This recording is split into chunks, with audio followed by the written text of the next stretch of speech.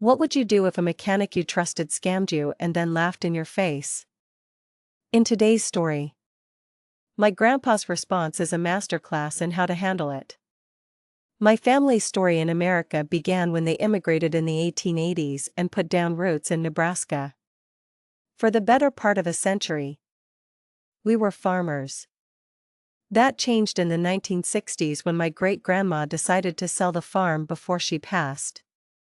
Her plan was simple: when her time came, her three sons would each inherit a third of the money. In 1969, she passed away, and my grandpa, Arthur, received his inheritance. He was a practical man, so he decided to let that money sit while he finished his career in the military. In 1971, he left for his second and final deployment to Vietnam. Upon returning to Nebraska, he retired after 22 years of service. With his inheritance, he started building a concrete business from the ground up. At the time, he owned an old Chevy truck that was his workhorse. Of course, right when he was busiest, the truck's engine blew.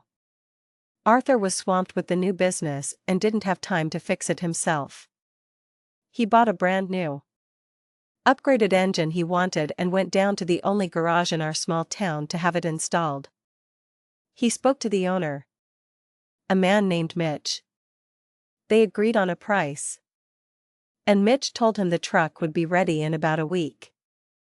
A week later, Arthur picked it up. He later admitted he felt like a fool for not checking the work right then and there. But this was a small town. The garage owner was the son of a friend, and you just assumed people would do right by you. In a place like ours, your word was your worth.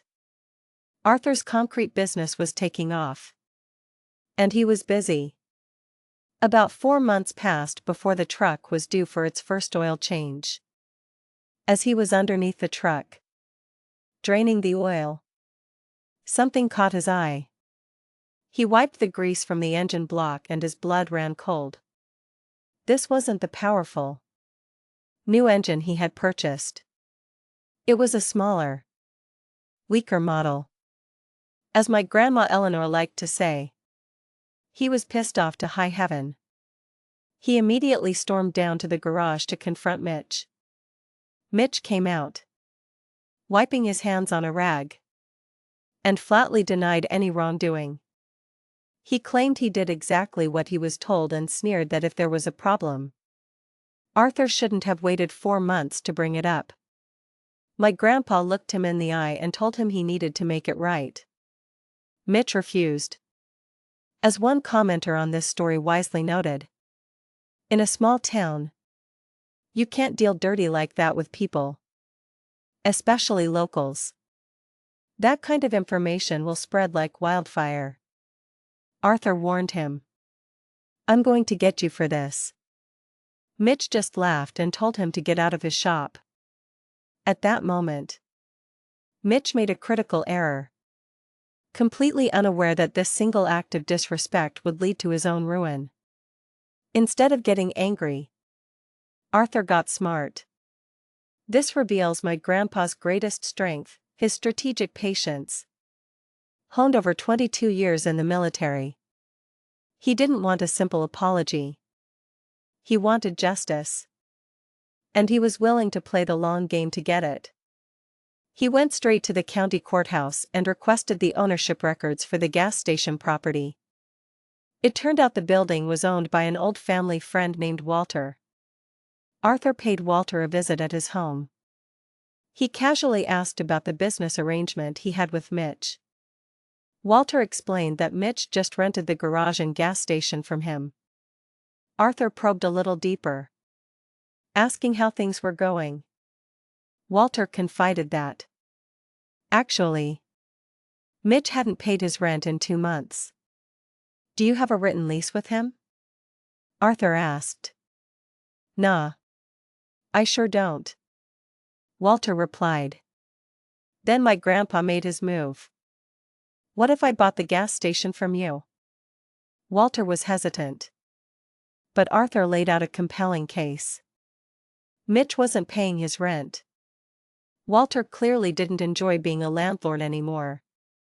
And Arthur had the cash to buy the entire property outright. Walter sensed there was more to the story. Did Mitch do something to you? He asked. You seem awfully interested in this garage. Ain't you busy with that concrete business of yours? So. Arthur told him the whole story about the engine swap. Another person who heard this story pointed out a key fact: never mess with ordinary-looking people. You never know how much money they might have to ruin you with. Mitch had no idea who he was dealing with. Arthur added that he had a son. My father Robert. Who needed something to do after school. He'd buy the building for a fair price. And it was important to note that the deal Mitch had made with Walter included all the tools and equipment in the shop. They belonged to the building. Not to Mitch. They settled on a number they both agreed was fair. A few days later, Arthur paid Walter in full. With cash. The paperwork was signed. And just like that, my grandpa was the proud owner of a gas station and mechanic shop. Now, Arthur knew Mitch wouldn't take being fired well. For good measure, he called up the local sheriff, who was an old high school friend, and asked him to come along. The two of them walked into the garage. Before Arthur could even speak, Mitch said, I told you. I didn't cheat you. My grandpa smiled calmly and said, I'm not here about my truck.